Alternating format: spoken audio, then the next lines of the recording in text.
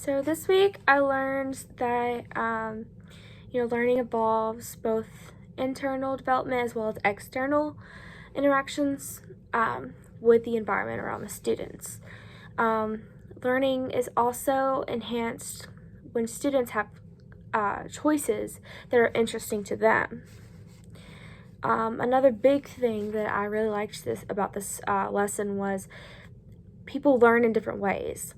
So the reading said that students also process spatial, musical, and kinesthetic abilities, which is very true.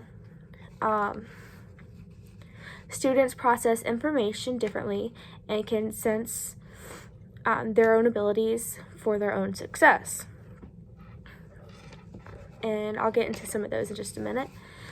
Interestingly, emotions also play a big role in learning. And that's very true, especially with older students. They tend to be more anxious or depressed because, you're going through different changes in your life.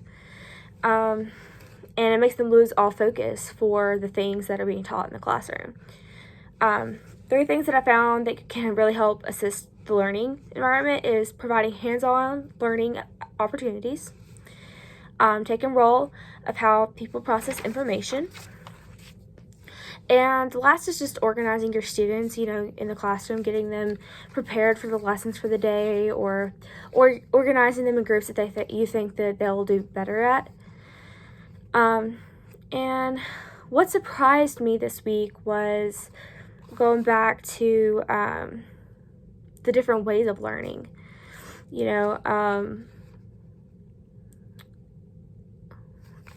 I will actually acknowledge the fact that people do have different learning abilities. Mine is I have photographic memory, so I can look at a piece of paper and with a poem on it and know it. Just by looking at it a couple of times, just saying it over and over in my head, because those words appear to me on a page in the background while I'm trying to write it out on a test. It's kind of cheating, but kind of not. It made me realize that there are different peers in my classroom at school. I've been kind of observing this week after I read that, and I noticed how people study differently. I've kind of noticed that around me as well from last semester. People use Quizlet. People also use Chegg. I think it's called Chegg. They use flashcards. I use flashcards, preferably colored. I'm a very colorful person. Color coding, that's another main one of mine.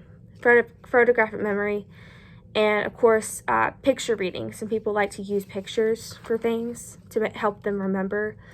I know with scientific terms especially.